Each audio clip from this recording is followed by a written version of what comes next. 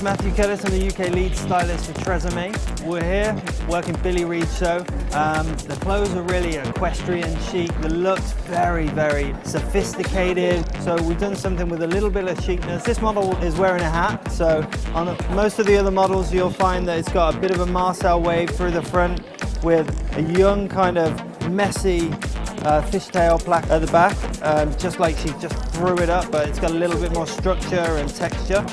So it's a real simple style, really fun. We're using T3 dryers. The dryers have been fantastic for drying the mousse in, making it quick, easy, efficient. Some of the models have got Shuli wigs. We're using Tresemme products mousse, the hairsprays. Fashion Week is hectic but fun.